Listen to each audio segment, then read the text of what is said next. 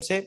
और अभी श्री टोडरमल दिगंबर जैन सिद्धांत महाविद्यालय के विद्यार्थियों के प्रवचन के क्रम में उपाध्याय वरिष्ठ से कृणाल शाह मोती जेर से हमारे पास उपलब्ध हैं, उपस्थित हैं यहाँ। और उनका प्रवचन यहाँ समयसार विषय पर ही होने वाला है। उनका प्रवचन प्रारंभ हो उससे पूर्व जिनवाणी मां विराजमान कर रहे हैं यहाँ।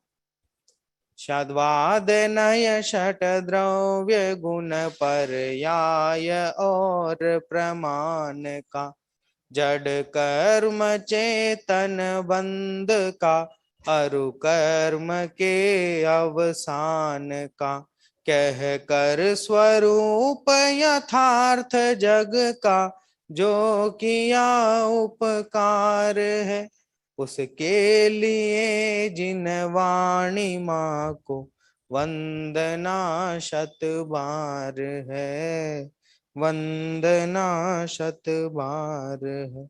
अभी विद्यार्थी प्रवचन के क्रम में भाई कृणाल शाह।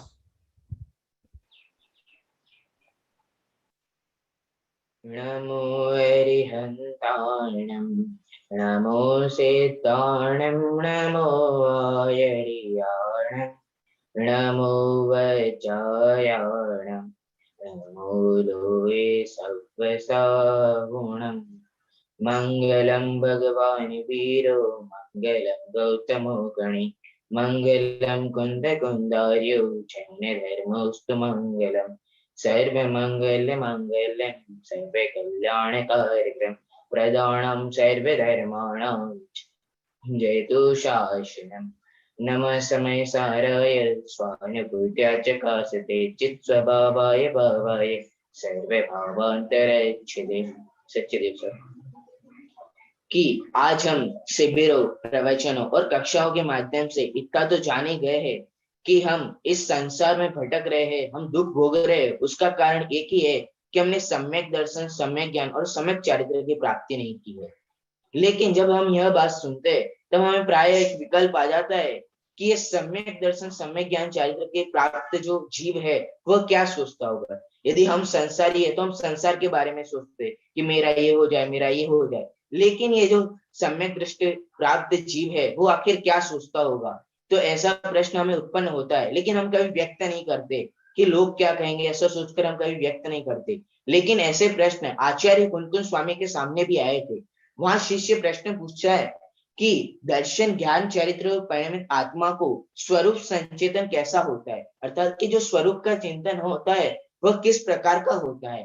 तात्पर्य यह है कि सम्यक दर्शन, ज्ञान, चारित्र को प्राप्त आत्मा मोक्ष मार्ग में स्थित आत्मा स्वयं के संबंध में क्या सोचता है।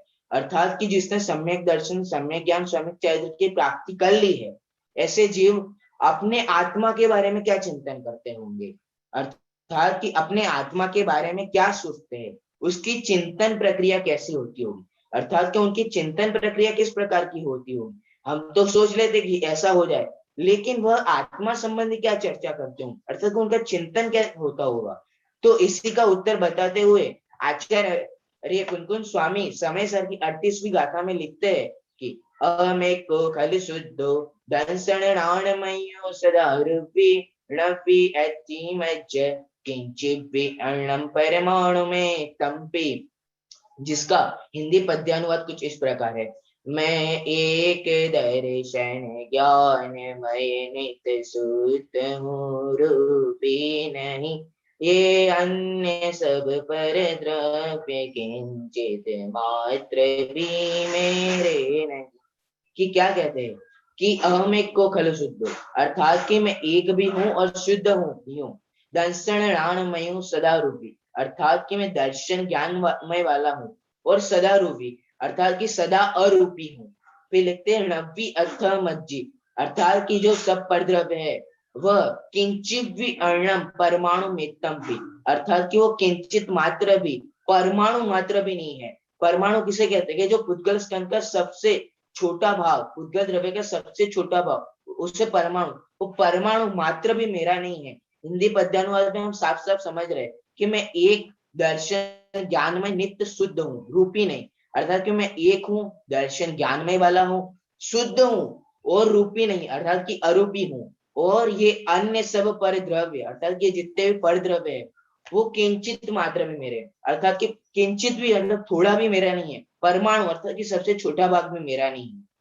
तो ये तो सामान्य अर्थ हुआ। इससे विशेष इस गाथा को विशेष बताते हुए आचार्य अमृत सिंह टीका में लिखते हैं कि जिस प्रकार कोई पुरुष अपनी मुट्ठी में रखे सोने को भूल गया, कि क्या कि जिस प्रकार कोई मनुष्य कोई जीव मुट्ठी में रखे हुए सोने को भूल गया, कि कहाँ रखा है, मुट्ठी में रखा है। इसको समझाते हुए पूज्य गुरुदेव जी बताते हैं कि जिस प्रकार किसी के सोने के दांत है तो उसने ब्रश करने के लिए सोने के दांत निकाले और मुट्ठी में रख दिए और ब्रश कर रहा है।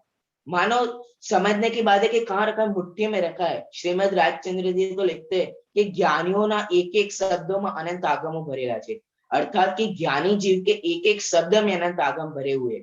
अर्थात कि हम सामान्य समझ लेते कि मुट्ठी में रखा है उस प्रकार सोना, लेकिन यहाँ समझने की बात है कि मुट्ठी में रखा है। हम ब्रश करते समय मुट्ठी में रखा है वो सोने के दांत, कहीं और नहीं रखा। बेसिन पे रखा हो तो अलग बात, कहीं अलमारी में रखा हो तो अलग बात, लेकिन मुट्ठी में अर्थात कि जो सबसे समीप है वहां पर रखा है। और ऐसे सोने को भूल गया अर्थात कि वो सोने के दांत है वो भूल गया जी।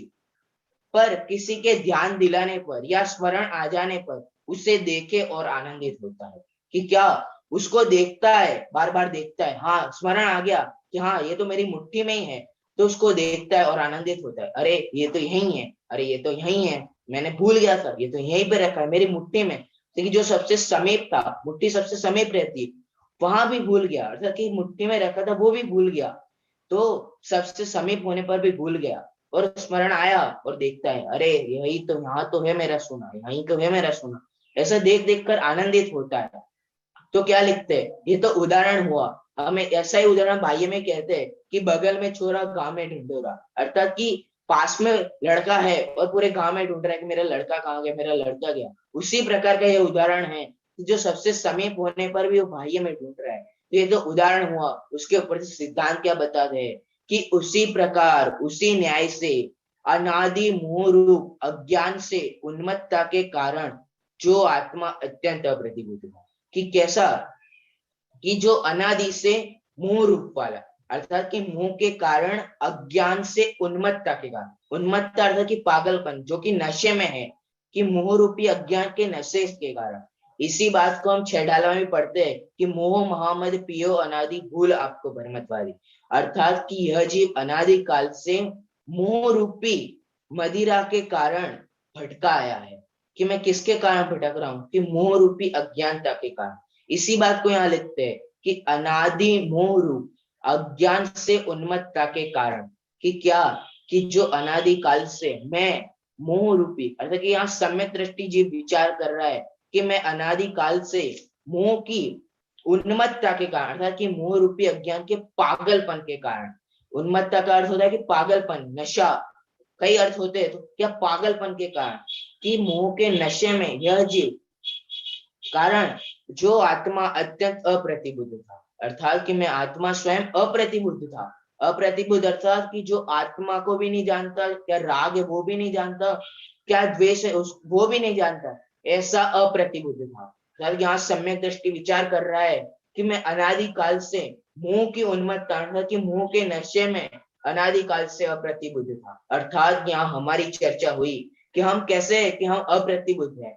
अब आप बोलोगे हम तो कहाँ से अप्रतिबुद्ध है, आपने तो कहा अप्रतिबुद्ध का मतलब जो राग को भी नहीं जानता, आत्मा को भी नहीं जानता, ऐसा अप्रतिबुद्ध है। लेकिन हम तो जानते हैं कि भाई राग क्या होता है, राग अर्थात क्या होता है, द्वेष क्या होता है, आत्मा क्या होता है, मैं तो जानता हूँ। अरे यदि जीव यदि जानता है कि राग क्या है, द्वेष क्या है, आत्मा क्या है, तो उसको अभी तक त्याग कर दिया होगा, त्याग कर दिया होता। कि राग बुरा है हम सब जानते हैं, लेकिन यदि हम जानते होते तो हमने अभी तक त्याग क्यों नहीं किया, क्योंकि हमें अभी तक श्रद्धा नहीं बैठा कि राग बुरा है, द्वेष भी बुरा है, ऐसा हमें अभी तक श्रद्धा नहीं बैठा। इसलिए यहाँ हमारी चर्चा हो रही है कि मैं अप्रतिबुद्ध हूँ। लोग कहते हैं कि समय सार में तो मुनिराजों की ही चर्चा है, लेकिन मुनिराज की कहाँ चर्चा है, यहाँ तो मेरी चर्चा हो रही है। अर्थात यहाँ कोई मुनिराजों का भी ग्रंथ है और मेरे लिए भी ग्रंथ है, क्योंकि यहाँ मेरी बात हो रही है कि मैं अप्रतिबुद्ध हूँ। फिर क्या कहता है कि अपने परमेश्वर आत्मा को भूल गया था, कि क्या मैं अपने आत्मा को भूल गया था, मैं आत्मा कैसा हूं वो भूल गया था। किसके कारण? मोह के कारण, मोह के अज्ञान के कारण मैं अपने आत्मा को भूल गया था। फिर क्या लिखते हैं कि विरक्त गुरु के द्वारा निरंतर समझाए जाने, कि क्या विरक्त गुरु के माध्यम से मुझे निरंतर समझाएगा कि मैं आत्मा हूं, मैं शुद्ध हूं। अब आप सोचोगे कि मुनिराज तो क्या आपको निरंतर समझाते रहेंगे कि मैं आत्मा हूं, क्योंकि उनका काम तो क्या है, रत्नकर्ण शावकाचार्य में लिखा है ना कि ज्ञान है ध्यान तपो रक्त तपस्वी सब प्रशिष्य, अर्थात कि मुनिराज का कार्य क्या है कि ज्ञान ध्यान में ही रहना, वही उनका कार्य है। लेकिन जब वह अपने आत्म ज्ञान में नहीं रहते, तब जब बाह्य रहते तो वह अन्य में नापरिणामशील होकर किसी जीव को बताते हैं कि मैं आत्मा कैसा हूँ, जिन्होंने स्वयं अनुभव किया है, ऐसे गुरुओं के माध्यम से समझाता है इस जीव को। तो क्या सम्यक दृष्टि को विरक्त गुरु के माध्यम से निरंतर समझाए। यहाँ निरंतर समझाने का अर्थ ऐसा होता है कि निरंतर तो नहीं समझाता, परंतु गुरु ने समझाया, एक दो तीन चार बार समझाया कि मैं आत्मा हूं, मैं ऐसा हूं, मैं ऐसा हूं। लेकिन इस जीव ने समझा, उसके बाद तो मुनिराज स्वयं में लीन हो गए। लेकिन इस जीव को लगा कि हाँ मैं तो एक आत्मा हूं, मैं भी स्वयं आत्मा हूं। गुरुदेव जी तो कहते हैं इस जीव को खटका, ये जो सम्यक दृष्टि था उसको खटका कि हाँ मैं आत्मा हूं, मैं शुद्ध हूं। तो उसकी चिंतन प्रक्रिया करने लगा, वो खटकने लगी बात। खटकना मतलब क्या, मैं आपको उदाहरण दूं कि आपने किसी को 1 लाख रुपए उधार दिए। अब वो आप 1 लाख रुपए उधार दिए, उसके बाद वो चला गया, उसके बाद चिंतन करते हो कि अरे यार 2% ब्याज से दे देने था यूं, कि तो मेरे पास ज्यादा पैसे आते। फिर वो खटक रहा है मेरे को, फिर वहां चिंतन बंद हो जाता है। फिर घर पे आता है 1 घंटे बाद, फिर सोचता है कि वो 1 लाख रुपए दिए तो देगा ना पूरे, कि कोई बाकी तो नहीं रखेगा। अर्थात कि उसको वो बात खटक रही है। 1 महीने बाद उसने थोड़े पैसे दिए, तो उसको वापस लगता है अरे वो पैसा तो दे देगा ना। अर्थात कि वो खटक रही है, उसको बस वही चिंतन प्रक्रिया बढ़ रही है। अर्थात कि यहाँ निरंतर समझाने का अर्थ यह है कि उसको 3 4 बार मुनिराज ने समझाया कि तू आत्मा है, और उसको वो बात समझ में आई और उसको बात खटकने लगी। फिर वो जब भी मुनिराज बाहर आते तो वही चर्चा करते कि आत्मा कैसा है, क्या बता रहे थे, हाँ मुझे और समझना है इसके बारे में। लेकिन वो बात खटक रही थी, इसलिए वो निरंतर, अर्थात कि उसके बाद वापिस आए तो वापिस वही चिंतन प्रक्रिया वही हो रहा था। इसलिए तो आज प्राय सभी लोग कहते हैं कि तुम स्वाध्याय करो, तुम स्वाध्याय करो, तुम 1 घंटा स्वाध्याय करो। ऐसा कहने का एक ही तात्पर्य है कि यदि आप वह स्वरूप अर्थात की शांति से एकांत में स्वाध्याय करोगे, तो उसके बाद जो समय होगा, उस समय में आपने जो स्वाध्याय किया वो उसी का चिंतन घूमता रहेगा। वही घूमता रहेगा कि हाँ आज तो समय सार में ये बात आई, आज तो समय सार में ये बात आई। लेकिन हमने स्वाध्याय को क्या समझ के बैठा है, यहाँ सब बैठे हैं, मेरे पास टाइम है, ऐसे कुछ करना नहीं है, तो लाओ ना मैं बैठ जाता हूँ, लोगों को लगेगा कि मैं स्वाध्याय कर रहा हूँ। और वो स्वाध्याय करता है और फिर तुम्हें मैसेज की घंटी बजती है, तो वो तुरंत उसमें चला जाता है, अरे अरे क्या मैसेज आया, मैं देख लेता हूँ, फिर पढ़ता हूँ यूं। अर्थात कि वो कोई मतलब ही नहीं है, समझ में ही नहीं आ रहा कि क्या है। अर्थात कि वहां बात ही स्टॉप हो जाती है। आपने 2 मिनट पढ़ा, फिर 2 मिनट बाद वो किया, अर्थात कि वो चिंतन आया ही नहीं कि मैंने क्या पढ़ा, वो तो मात्र दिखावे के लिए पढ़ा। आज तो कई लोग पढ़ते भी है, मंदिर में स्वाध्याय भी करते हैं, तो मंदिर में तो कहते हैं कि मोबाइल साइलेंट कर दो, तो मोबाइल साइलेंट कर देते हैं उधर। लेकिन फिर कुछ याद आ जाता है तो वही घूमता रहता है, स्वाध्याय किया वो तो पता ही नहीं।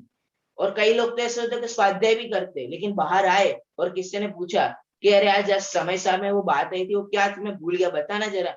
तो कहते हैं कि आज 1 घंटा स्वाध्याय हो गया ना, बस अब आगे कल कल 1 घंटे, जब एक ये समय आएगा तब अपन बात करेंगे, अभी कुछ नहीं। अर्थात कि इस जीव को खटकता ही नहीं, इसलिए संसार में भटकता है। गुरुदेव जी तो कहते हैं कि ये जीव अधिकार की अंतिम गाथा है, मानो सार ही पूरा आ गया है जीव अधिकार का, वैसी बात है। और इस जीव को खटकती नहीं बात, इसलिए संसार में भटक रहा है, इसीलिए दुख का अनुभव कर रहा है। इसलिए कहते हैं कि विरक्त गुरु के माध्यम से निरंतर समझाया गया कि मैं आत्मा हूँ। ऐसी चिंतन प्रक्रिया चलती रही। फिर क्या लिखते कि किसी प्रकार समझ कर, कि क्या किसी प्रकार समझ आ गई कि मैं समझ गया कि मैं आत्मा हूँ। मानो क्रमबद्ध पर्याय भी आ गई इसमें कि योग्यता आ गई थी, समय आ गया था, तो किसी प्रकार समझ में आ गया। और क्या फिर सावधान होकर अपने आत्मा को जाना, कि क्या सावधान हुआ और अपने आत्मा को जाना, उसका श्रद्धान किया, कि क्या उस पर श्रद्धान किया। आज हमें जान तो थे, आज कई लोग अभी सुन रहे, कि मैं आत्मा हूं, मैं ऐसा हूं, लेकिन हमें श्रद्धान नहीं बैठ रहा, इसलिए यहाँ कहते हैं कि श्रद्धान बैठना चाहिए। फिर क्या हुआ कि आत्मा का श्रद्धान बैठा। यहाँ सम्यक दृष्टि की चर्चा हो रही है कि जो पहले अप्रतिबुद्ध था, अर्थात कि हमारे समान ही वो जीव था, कि मैं ही था, मैं स्वयं था अप्रतिबुद्ध, ऐसा सम्यक दृष्टि, मैं भी अप्रतिबुद्ध हूँ, और मुझे भी विरक्त गुरुओं के माध्यम से समझाया गया। ऐसा नहीं कि उसे अकेला समझाया गया, हमें भी समझाया गया था। आता है ना छेड़ाला में कि मुनिव्रत धार अनंत बार ग्रेवक उठ जाए, अर्थात कि क्या इसने अनंत बार मुनिव्रत धारण किया और अनंत बार ग्रेवेक तक, 9वें ग्रेवेक तक गया। इसकी जब चर्चा चलती है 9वें ग्रेवक की, तब ऐसा कहने में आता है कि मुनिराज जो होते हैं वो संपूर्ण रूप से बाह्य रूप से आचरण करते हैं, स्वाध्याय भी करते हैं, लेकिन आत्मा का श्रद्धान नहीं होता, वो चिंतन नहीं होता, इसके कारण वह मुनिव्रत धारण करते हैं और फिर वापिस जैसे संसार में भटक रहे थे वैसे हो जाते हैं। इसलिए यहाँ कहते हैं कि निरंतर समझाए, लेकिन चिंतन प्रक्रिया होनी चाहिए, उस पर जीव को श्रद्धान नहीं बैठता, इसलिए यह बात कहते हैं कि उसका श्रद्धान करना चाहिए और उसका आचरण करते, कि क्या उसका आचरण करना पड़ता है कि यह किस प्रकार है, उसमें रमना पड़ता है। मानो अभी युगल जी कह रहे थे, बाबू जुगल किशोर जी कह रहे थे कि क्या, कि एक बार झांक के तो देख, कि क्या एक बार झांक के तो देख, एक बार अनुभव करके तो देख कि ये कैसा है, एक बार तो करके देख। तो क्या उसमें फिर आगे क्या कहते हैं कि किसी उसका आचरण करके उसमें तन्मय होकर, कि क्या उसमें तन्मय हो गया, उसको देख लिया कि ये तो अतीन्द्रिय सुख है, ये सुख तो मुझे अभी तक नहीं मिला। आज प्राय हम सुख के पीछे भागते हैं, लेकिन हम जिसके पीछे भाग रहे हैं वह तो सुखाभास है, वह तो एक समय के लिए हमें सुख लगता है, लेकिन वह भी सुख नहीं होता, वह तो एक सुखाभास है, वह तो इंद्रिय सुख है। लेकिन यहाँ तो कहते हैं कि यहाँ तो अतीन्द्रिय सुख की प्राप्ति होगी, उसमें तन्मय हो गया, कि क्या, कि मेरे समान जो जीव था वो ही, उसको समझाया, उसको चिंतन प्रक्रिया हुई और उसको ही आचरण हुआ, उसको भी समझण आया, उसको भी श्रद्धान हुआ। इसलिए कहते हैं कि तन्मय होकर जो सम्यक प्रकार एक आत्म राम हुआ, कि क्या, कि जो सम्यक रूप से आत्म राम हुआ, सम्यक रूप से कह रहे हैं कि सम्यक सच्चे रूप से आत्मा को जाना और आत्म राम हुआ। फिर क्या लिखते हैं कि दर्शन ज्ञान चारित्र रूप परिणमित हुआ, कि जो सम्यक दर्शन, सम्यक ज्ञान, सम्यक चारित्र रूप परिणमित हुआ। मानो एक प्रोसेस बता दे कि मैं किस प्रकार सम्यक दर्शन, किस प्रकार मोक्ष हो सकता है। कल सिद्धार्थ जी भाई साहब बोल रहे थे कि हम जिस प्रोसेस को कर रहे हैं वो मोक्ष की प्रोसेस है क्या, हम जिसे पुण्य पाप को मान रहे क्या वो मोक्ष की प्रोसेस है, लेकिन वो मोक्ष की प्रोसेस नहीं है। तो मोक्ष की प्रोसेस क्या है, मोक्ष की प्रोसेस कुछ इस प्रकार है कि इसको निरंतर समझाया और उसको किसी प्रकार समझ में आ गया कि जो मेरे समान ही था सम्यक दृष्टि जीव, जो यहाँ बात चल रही है, वो सम्यक दृष्टि स्वयं के बारे में चिंतन कर रहा है कि मैं कैसा हूँ, तो मैं भी ऐसा ही हूँ, अभी मैं भी अप्रतिबुद्ध हूँ और आप भी अप्रतिबुद्ध हो। तो किस प्रकार की अप्रतिबुद्ध था, उसको समझ में आया कि मैं आत्मा हूँ, मैं स्वयं हूँ। तो हम भी समझ सकते हैं, हमें भी पता चलता है कि हम भी जान रहे हैं कि एक आत्मा है, अभी भी सुन रहे हैं, लेकिन श्रद्धान नहीं बैठा, तो हमें श्रद्धान करना है। फिर क्या लिखते कि दर्शन ज्ञान चैत्र परिणमित हुआ, उसके बाद अतीन्द्रिय आनंद को प्राप्त हुआ, कि क्या अतीन्द्रिय आनंद की प्राप्ति हो गई, कि मानो एक सच्चे सुख की प्राप्ति हुई जो हमें अनादिकाल से नहीं हुई थी।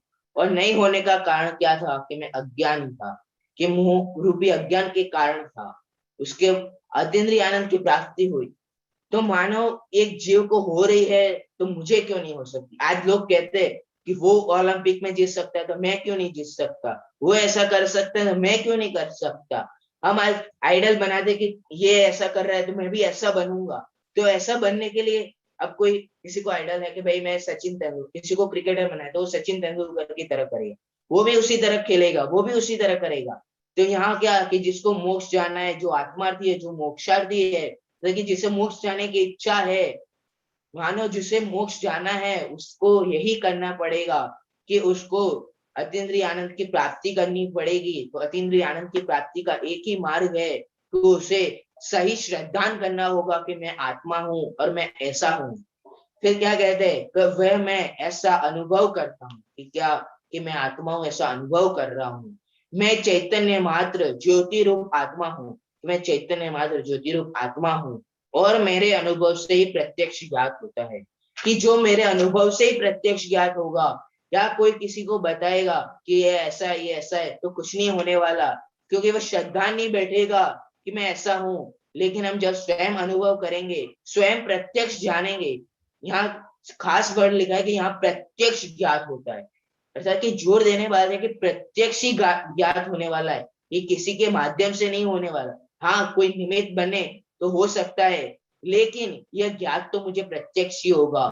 और ये ऐसा अतीन्द्रिय सुख की प्राप्ति है कि जो हम व्यक्त नहीं कर सकते। अब आप कोई बोलो कि घी का स्वाद करो और बताओ कि घी कैसा है, तो आप ऐसा ही बोलोगे कि घी का क्या स्वाद बताए, खुद ही चख के देख लो कि कैसा प्रत्यक्ष है। ऐसे ही कहते हैं कि यह तो स्वयं अनुभव प्रत्यक्ष करने की चीज है, तो क्या कि यह प्रत्यक्ष याद होता है। उसके बाद क्या कहते हैं कि मैं एक हूं, कि मैं कैसा हूं, कि मैं एक हूं, क्योंकि चिन्ह मात्र आकार के कारण समस्त क्रम रूप और अक्रम रूप से प्रवर्तमान व्यवहारिक भावों से भेद रूप नहीं होता।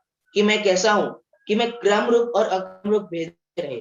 अब आप बोलोगे क्रम रूप और अक्रम रूप क्या है, तो पूज्य गुरुदेव जी कहते हैं कि क्रम रूप अर्थात कि एक के बाद एक गति होना वह क्रम रूप, और उस गति के साथ लेशा रागादि भाव आ जाना वह अक्रम रूप। आपको ये थोड़ा कम समझ में आएगा। इससे और एक और उदाहरण ले तो आदरणीय छोटे दादा उदाहरण देते कि जिस प्रकार 14 गुणस्थान 14 मार्गण स्थान है, वह भाव है, वह व्यवहारिक भाव है, लेकिन जो एक जीव के एक समय में एक ही गुणस्थान होता है, अर्थात कि वो क्रम रूप हो, कि यदि वो सम्यक भी हुआ तो अविरत सम्यक दृष्टि हो, अविरत सम्यक के गुणस्थान में आ, और यदि वह मिथ्या दृष्टि है तो वह मिथ्यात्मय में ही रहेगा। अर्थात कि एक समय में एक जीव के दो गुणस्थान नहीं होंगे, वह एक के बाद एक ही आने वाला है। अर्थात यहाँ लिखा है कि वो क्रम रूप है, और अक्रम रूप अर्थात कि जो मार्गणाएं हैं, अब वो काय की अपेक्षा में औदारिक शरीर वाला हूँ, अब इंद्रिय मार्गणा की अपेक्षा में पंचेंद्रिय जीव हूँ, ऐसा। तो वो 14 गुण मार्गण स्थान है, वो एक समय में अनेक हो सकती है, अर्थात कि वो अक्रम रूप हो सकती है। अर्थात कि जो क्रम रूप और अक्रम रूप अर्थात कि जो 14 गुणस्थान बताए हो और 14 मार्गण स्थान बताए, वह तो पर्याय है, क्योंकि वह चेंज होने वाली है। यदि हम एक कोई मान ले कि मैं पहला गुणस्थान मिथ्यात्व गुणस्थान वाला ही हूँ, तो मैं समय को कैसे प्राप्त करूंगा, क्योंकि मेरे को नाश होना पड़ेगा। यदि मेरे को मेरा समय दृष्टि बनना है, तो यदि हमने ऐसा मान लिया कि पर्याय है तो अनेक रूप में मान लिया, तो मुझे पहले मिथ्यात्व का नाश करके फिर जाना पड़ेगा। लेकिन हम सामान्य अस्तित्व गुण में पढ़ते हैं कि जिस शक्ति के कारण द्रव्य का कभी नाश ना हो उसे अस्तित्व गुण कहते हैं, अर्थात कि जो मेरे अंदर है कि मेरा कभी नाश नहीं होने वाला, लेकिन ये तो मैं अविरत समय दृष्टि में जा सकता हूँ, अर्थात कि मेरा नाश भी नहीं हो रहा और मैं जा भी रहा हूँ, अर्थात कि यहाँ पर्याय चेंज हो रही है। अर्थात कि जो क्रम रूप और अक्रम रूप है, पूज्य गुरुदेव जी तो कहते हैं कि जो अक्रम रूप है वो भी क्रम रूप है, अर्थात कि वो भी एक के बाद एक ही आने वाली है। अर्थात कि यहाँ वो पर्याय उससे अभिन्न है, ऐसा व्यवहारिक भावों के भेद रूप से नहीं हूँ, अर्थात मैं व्यवहारिक भेद वाला नहीं हूँ, इसलिए मैं एक हूँ। उसके बाद बताते कि मैं शुद्ध हूँ, कि मैं किस प्रकार शुद्ध हूँ, क्योंकि नरक नरकादि जीव के विशेष पर्याय है। कि जो नरक पर्याय है, जो गति है, मैं मनुष्य गति वाला हूँ, मैं इस गति वाला हूँ, लेकिन वह नरक नरकादि पर्याय तो एक विशेष पर्याय है, इसलिए वह नरक पर्याय वाला नहीं हूँ। यदि मैं मनुष्य गति वाला कहूंगा तो फिर नरक में वाला वो कैसे जाऊंगा, अर्थात कि वही बात आ रही है, अर्थात कि वो पर्याय चाहिए। उसके बाद लिखते हैं कि और अजीब पुण्य पाप आश्रव संवर निर्जरा बंध तथा मोक्ष स्वरूप व्यवहारिक नव तत्वों से टंकुत किरण एक ज्ञायक स्वभाव रूप भाव के द्वारा अत्यंत भिन्न। कि क्या बता रहे कि मैं किस प्रकार भिन्न हूँ, कि मैं अजय भी नहीं हूं, मैं पुण्य पाप वाला भी नहीं हूँ, आश्रव वाला भी नहीं, संबर वाला भी नहीं हूँ। कि क्या यदि मैं आश्रम वाला होऊंगा तो फिर संबर वाला किस प्रकार होऊंगा, मैं मोक्ष को कैसे प्राप्त करूंगा। यहाँ तो कहते हैं कि मोक्ष भी व्यवहारिक तत्व हो गया, कि जो नव तत्व बता दिए, जो हम 7 तत्व और पुण्य पाप को ले ले तो वह नव तत्व, तो जो शुद्ध मोक्ष का स्वरूप है वह भी व्यवहार से है, क्योंकि मैं पहले निर्जरा में था और फिर मोक्ष में आया, अर्थात कि वो पर्याय चेंज हो रही है, मैं चेंज नहीं हो रहा, वो तो मात्र पर्याय चेंज हो रही है। इस अभिन्नता को बताते हुए पूज्य गुरुदेव 3 रूप में बता दे कि पहला कि एक द्रव्य दूसरे द्रव्य से अत्यंत भिन्न है, दूसरा पुण्य पाप विकारी आदि से भी यह जीव भिन्न है।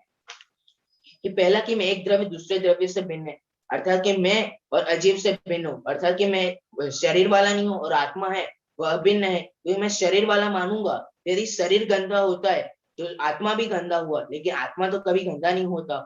अर्थात कि वो भिन्न है। उसके बाद बताया कि पुण्य पाप विकारी भाव से अत्यंत भिन्न है। देखिए पुण्य पाप जो विकारी भाव है उससे भी भिन्न हो, क्योंकि वो पर्याय चेंज हो जाते, वो सदा काल के लिए नहीं रहते। फिर तीसरा भेद बताते हुए कहते हैं कि निर्मल पर्याय से भी भगवान आत्मा भिन्न है। अर्थात कि जो निर्मल पर्याय है उससे भी यह आत्मा भिन्न है। इस प्रकार यह तीन प्रकार से अभिन्न है। अर्थात कि मैं इस पर्याय वाला, मतलब मैं यदि निर्जर, मतलब यदि मैं आश्रम वाला हूँगा तो वह पुण्य पाप पाप विकारी मानते हैं और हम पुण्य प्राय विकारी नहीं मानते। लेकिन सही में तो दोनों विकारी है, और यदि मैं पुण्य पाप वाला मानूंगा तो मैं विकारी हो जाऊंगा, मैं अशुद्ध हो जाऊंगा। लेकिन यह तो मात्र पर्याय है, मैं तो आत्मा शुद्ध हूँ, मैं त्रिकालिक शुद्ध हूँ। इस प्रकार से बताया कि मैं इन पुण्य पाप वाला न होकर अभिन्न हूँ, अर्थात कि मैं शुद्ध हूँ।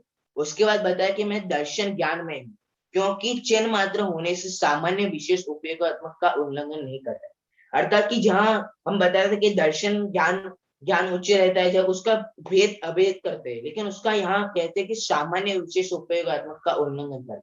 अर्थात कि यहाँ ज्ञान के भेद नहीं कर रहे कि दर्शन के भेद नहीं कर रहे, यहाँ तो सामान्य दर्शन और सामान्य ज्ञान लेना है, अर्थात कि सामान्य विशेष उपयोग नहीं लेना है।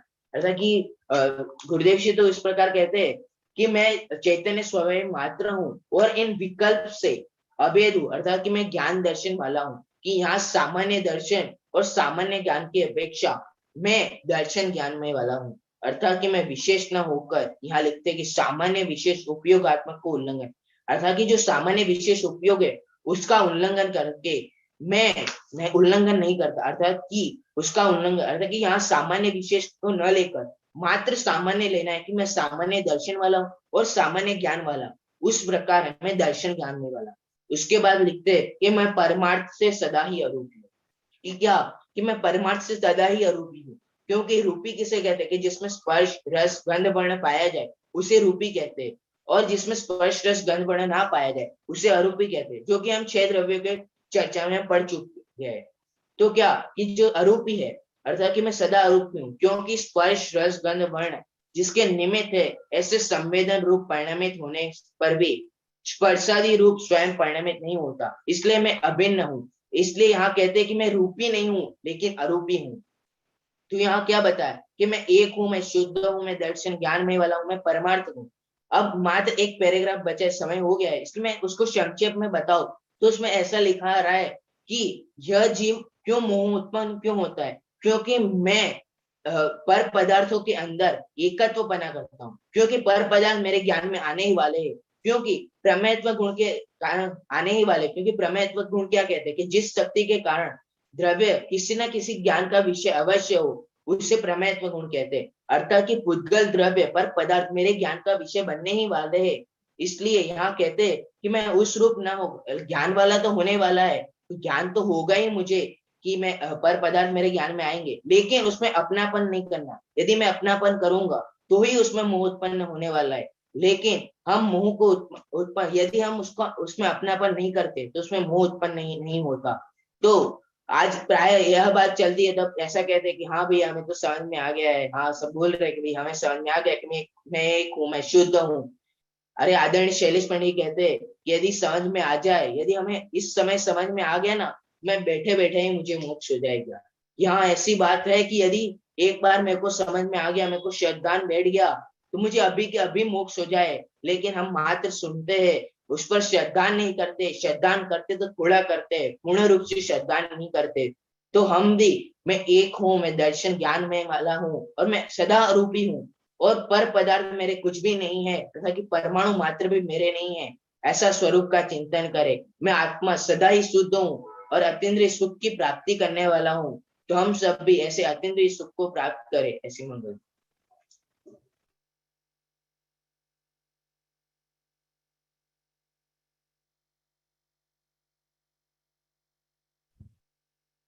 अभी हम सभी ने उपाध्याय वरिष्ठ कक्षा से कृणाल शाह, मोती जहर, गुजरात के प्रवचन हम सभी सुन रहे थे। समय सार की महत्वपूर्ण गाथाओं में से एक 38वीं गाथा पर आपने प्रवचन किया। सरसैया के दोहरे, जो नाविक के तीर, देखन में छोटे लगे, घाव करें गंभीर। सूक्ति याद आई मुझे। यद्यपि उपाध्याय वरिष्ठ में है और समय सार का अध्ययन अध्यापन शास्त्री द्वितीय वर्ष से होता है, यद्यपि शिविरों में अन्य जगह प्रवचनों में आप जरूर समय सार की चर्चा सुनते हैं, परंतु फिर भी 38वीं के जो गाथा है उस गाथा की चर्चा करना और इतनी सरलता से उसको समझाना कोई छोटा काम नहीं है। बहुत प्रशंसा के पात्र हैं, बधाई के पात्र हैं। बहुत अच्छा विषय का विश्लेषण किया, गाथा पाठ, पद्यानुवाद का पाठ और विश्लेषण बहुत अच्छा किया है। और एक दो बातें बस मैं कहना चाहता हूँ। विषय के संदर्भ में कोई भूल नहीं हुई है, बहुत अच्छे से उसका प्रतिपादन किया है। एक गति को थोड़ा सा कम करना चाहिए, गति बहुत ज्यादा है, गुजरात एक्सप्रेस है, तो थोड़ा ये भी हो सकता है कि समय कम हो और विषय ज्यादा कहना चाहते हो, इसलिए बहुत जल्दी जल्दी बोल दिया हो, लेकिन थोड़ा सा गति को कम करते हुए बोलना चाहिए। बाकी विश्लेषण अच्छा किया है। एक जो परमाणु का अर्थ कर रहे थे, पुद्गल का जो सबसे छोटा भाव है, अब उसमें ऑनलाइन में आपने क्या बोला, भाग बोला है कि भाव बोला, मुझे समझ में नहीं आया। अगर भाव बोला है तो वो सही नहीं है। भाव शब्द जो है वो जीव के साथ ही उसका उपयोग होता है।